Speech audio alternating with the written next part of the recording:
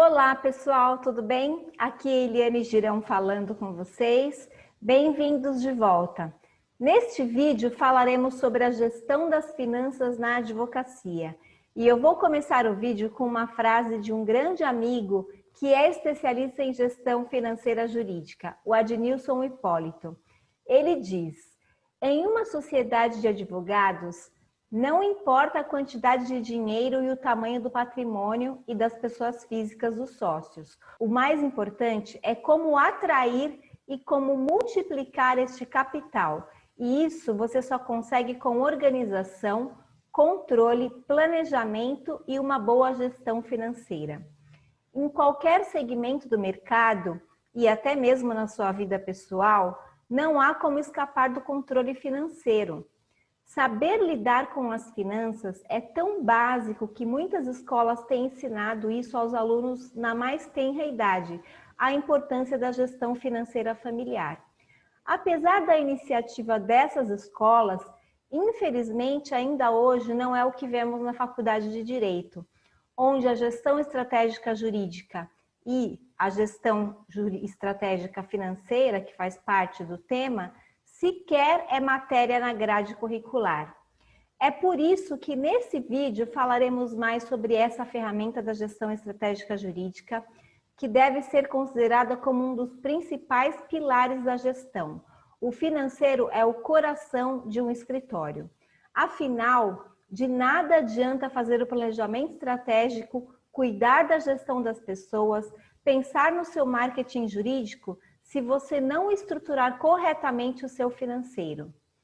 É importante trabalhar o pilar das finanças, pois a maior garantia de sucesso dentro de um escritório de advocacia ou ainda de um departamento jurídico, onde deve-se controlar o budget, o orçamento, é você ter a visão do empresário.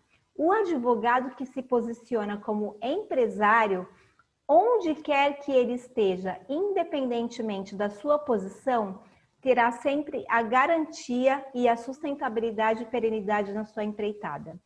E para iniciarmos nossa conversa, eu vou te colocar alguns questionamentos para que você possa avaliar qual o seu grau de conhecimento sobre o assunto. Você conhece os controles financeiros que possui? Faz uma listinha e vai respondendo, ok? Você tem conhecimento sobre suas receitas e despesas? Você tem acesso e se preocupa em conhecer e entender os principais relatórios da sua administração financeira? Mesmo que esses relatórios estejam numa planilha de Excel? Você faz a gestão do seu faturamento e dos seus custos? Como você lida com os assuntos como gestão dos resultados, gestão dos relatórios de desempenho, reservas financeiras, remuneração dos sócios e associados, divisão de lucros e a proporção dos percentuais dos sócios e dos advogados? Bom, são muitas as questões envolvendo este assunto e não há como ensinar tudo de uma vez. Inclusive, eu não sou especialista em gestão financeira. Mas uma das ferramentas mais importantes e que eu posso compartilhar com você é o fluxo de caixa. Veremos em breve. Vamos lá. O fluxo de caixa não é um controle interno das empresas, não é obrigatório por lei, mas se tratado corretamente tem a função de espelhar, de demonstrar como se comportará a entrada e saída de recursos financeiros. No fluxo de caixa devem ser registradas todas as entradas e saídas financeiras do escritório de advocacia, sendo que o ideal é você lançar tudo com projeção de preferência para 12 meses, um ano. Inicie lançando no contas a pagar e contas a receber os compromissos já assumidos, além dos valores a receber conhecidos ou estimados, a provisão, certo? É importante trabalhar o fluxo de caixa e ter uma ordem cronológica no seu relatório, mesmo que o seu controle esteja em uma planilha de Excel. É importante que esse relatório seja padronizado de acordo com o tipo de movimentação, contas a pagar, contas a receber, entradas e contas a pagar, saídas e receitas. E ainda uma classificação que te permita emitir relatórios e avaliar a movimentação financeira de maneira estratégica, funcional. Você precisa saber minimamente seu saldo bancário ao iniciar o dia e ao finalizar o dia. Sugiro separar por banco ou conta corrente. Lançar todas as entradas, valores que entram por conta do faturamento, valores que entram por conta do reembolso dos clientes, honorários de sucumbência e projeção dos próximos meses. É importante também lançar todas as saídas, adiantamento de despesas, salários, pagamentos de despesas fixas como aluguel, água, luz, telefone, internet, benefícios, encargos trabalhistas, impostos, taxas bancárias, bônus, bem como projetar os meses seguintes. Controle do caixinha interno também é importante. Todas essas nomenclaturas podem ser trocadas e ajustadas de acordo com o seu escritório. Isso é peculiar e pode e deve se adequar à sua forma de trabalho. É importante que ele siga uma ordem cronológica e que as entradas e saídas sejam registradas diariamente, refletindo exatamente em que momento ocorreram. Ter um fluxo de caixa adequado traz uma série de benefícios para a sua gestão. E eu vou listar aqui apenas alguns deles. Permite o melhor controle financeiro. Permite traçar estratégias para o crescimento do escritório ou reverter situações negativas. É importante fazer o controle do fluxo de caixa diariamente. Ele permite administrar melhor os pagamentos de acordo com a entrada de valores, além de avaliar se haverá necessidade de recorrer à reserva financeira ou o chamado capital de giro, que é a diferença entre os recursos financeiros disponíveis e a soma das despesas e contas a pagar. Avaliar a capacidade de assumir novos compromissos ou a necessidade de reavaliar os que já existem. Bom, agora vamos falar um pouco sobre o demonstrativo de resultado por exercício, conhecido como DRE. Talvez você já tenha ouvido falar na DRE e acha que ela serve simplesmente para que o seu contador cumpra com o trabalho dele, produzindo documentos chamados contábeis para atender a legislação tributária e fiscal imposta pelo governo. Não deixa de ser um viés sobre o trabalho do contador, em uma visão superficial. Pois bem, o DRE é sim uma ferramenta contábil obrigatória por lei, mas ela também serve administrativamente para que você possa avaliar a saúde financeira da sua empresa. Por isso chamamos de DRE gerencial, do seu escritório de advocacia. É através do DRE que você consegue mensurar o lucro ou o prejuízo do período apurado, a fim de que você possa trabalhar melhor suas projeções, inclusive as do fluxo de caixa, que já falamos anteriormente, bem como para que você possa avaliar se está atingindo seus objetivos, ou ainda para que possa preparar planos estratégicos a pequeno, médio e longo prazo. O fluxo de caixa leva em conta a data de recebimento ou de desembolso da despesa. Já o DRE leva em conta o regime de competência, ou seja, o registro do documento se dá a partir da data do fato gerador, ou seja, a data do documento emitido, não importando quando ocorrerá o seu recebimento ou pagamento. Em outras palavras, se você quer avaliar o montante de despesas e custos, bem como o impacto da carga tributária, as amortizações e depreciações de bens e outros ativos, como, por exemplo, computadores, notebooks, impressoras, carros, servidores e etc., o DRE é a ferramenta adequada para isso. Agora, quando o seu objetivo for verificar o saldo do seu caixa, entender por qual motivo você não consegue gerar recursos financeiros ou que recursos você precisa alavancar, de acordo com uma projeção de entradas e saídas, receitas e despesas durante um determinado período, então o ideal é utilizar o fluxo de caixa. Outro assunto importante para o seu sucesso é a precificação dos seus serviços. Como diz a Beatriz Martinic, especialista em precificação de honorários, temos que pensar em transformar o seu conhecimento em retorno financeiro. Não é fácil para o profissional do direito, mas você precisa aprender a fazer a precificação dos seus honorários. É uma lição de casa muito importante. Isso antes de fechar um contrato, pois não dá mais para fechar um contrato no achismo na hora da precificação. Existe uma série de peculiaridades para se criar uma precificação, pois o preço varia muito de uma cidade, de um estado para outro, de uma área de atuação para outra. Então, é preciso olhar para os aspectos objetivos e subjetivos até chegar a um valor adequado e justo para o cliente. O que você vende para o seu cliente é conhecimento e, como sabemos, conhecimento não tem preço. Mas vai além do conhecimento. Você vende o seu tempo, você vende as suas horas e mesmo que você não cobre por hora, é importante você saber quanto custa a sua hora.